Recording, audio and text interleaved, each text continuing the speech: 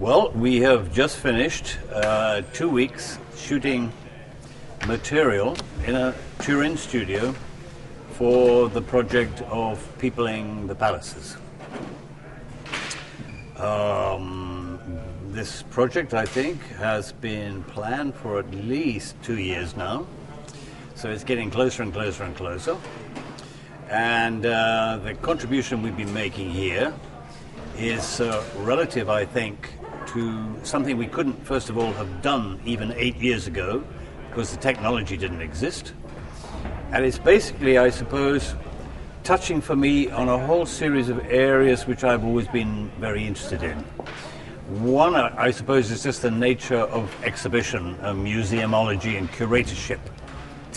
How do you present material that is true to our received notions of history, and how also to make it entertaining, to make it lively, and to make it grab people's attention.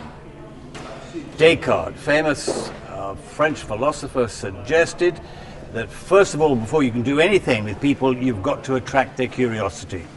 So we've got to find a project that stimulates their curiosity so that they can then go on to gain more and more information and hopefully to take an interest in history. Because history is very, very important. We cannot possibly exist without memory.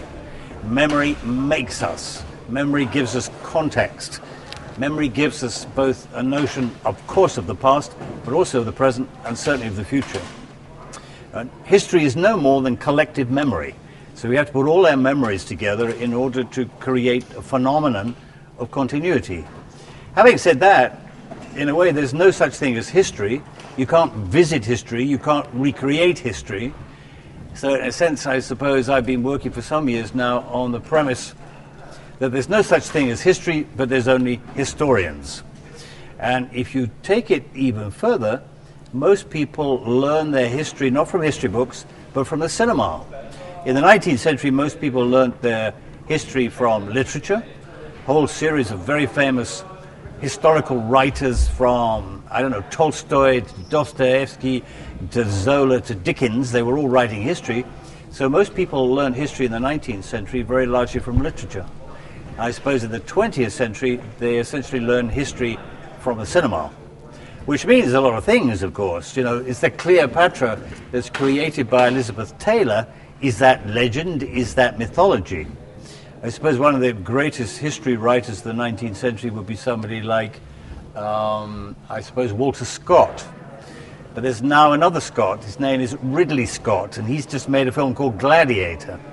And I think more people have an understanding of ancient Rome and the notions of the Colosseum through Ridley Scott than they ever will through 100,000 historians. So we, I suppose, in this studio, trying to remake history again, are part of that phenomenon.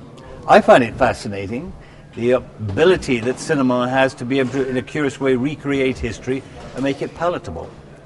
So I suppose my responsibility, being a guest of Venere Reali, to attract people's attention, to excite them, to stimulate their curiosity, is a very interesting one. We have done it, as I said just now, with a whole series of phenomenon which is related to state-of-the-art video. We shot everything on high-definition television tape. In a sense, Venere Reali have given us the architecture, they've given us the furniture, they've given us the paintings, but you can't put the people in. I suppose ideally, we must have filmed in the last 14 days at least 200 Italian actors and actresses. It'd be really nice to put all those people in the museum for the next 3 years, but of course it's absolutely impossible situation to do that. So we do the next best thing, we put their representation in. The way that Venere Reali has been reconstructed is to leave very large white walls everywhere, dry, absorbent, porous plaster. And that's an absolute ideal medium for us to project on. I don't want to cover the whole of Venere Reali in screens, because if you have a screen and there's nothing on it, it's like a blind eye with cataracts. It's most unattractive. But now we've got the possibility of really using the walls of the architecture of the place as our total cinema. So imagine going into Venere Reali and, as it were, watching 300 cinema films all at once, which all interconnect, and of course sound as well. I've enjoyed myself about a year ago by writing nearly 200 scenes, some of them quite long, some of them quite short. I always thoroughly enjoy writing dialogue, so it wasn't a great effort for me, it was a delight. And we have found encapsulations of attitudes towards the museum based upon Italian actors and actresses speaking this dialogue in costume. We've had an extraordinary good team of Italian and Dutch and English people here who've all been coming together and working together very, very happily and satisfactory to be able to create this huge amount of material. About 6 months ago, I finished a feature film about Rembrandt, which is about to be shown at the Venice Film Festival. And I suppose in 2 weeks, we've shot more material than I shot for the entire 2-hour feature film. So we've been extraordinarily prolific and able to cover a huge amount of ground. So that's very exciting and very interesting. Okay, we've now got the film, or rather the tape, in the can. Now, with all my assistants and associates, we all go back to Amsterdam and we edit all this material. But what is interesting, we don't edit it in a normal narrative way. So A doesn't have to follow B, doesn't have to follow C. We don't have to worry about things like continuity or narrative consistency. And that's a remarkable and exciting ability to be able to use cinema. It's my long-standing feeling that cinema now is no more than bedtime stories for adults, and on the whole it's extremely boring. I think cinema is an extraordinary medium, but somehow curiously it's wasted on cinema. So if you can imagine that I suppose paradox, cinema is wasted on cinema.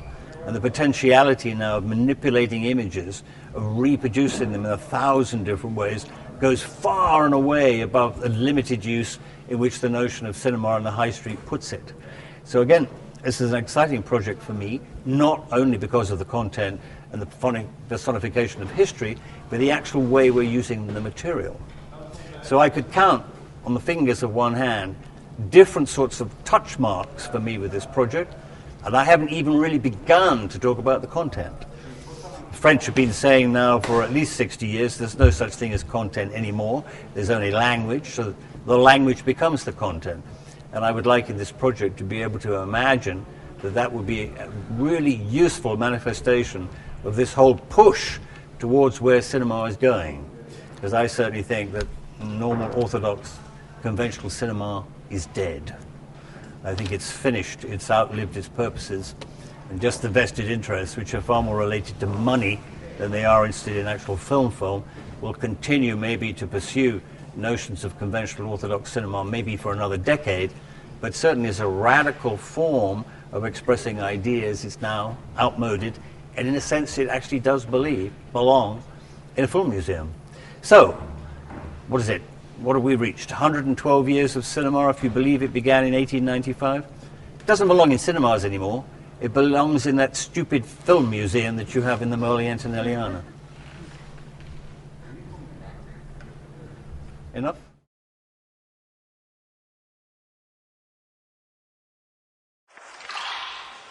I do indeed think that cinema is mortal. There's a lot of evidence already that it is dying on its feet.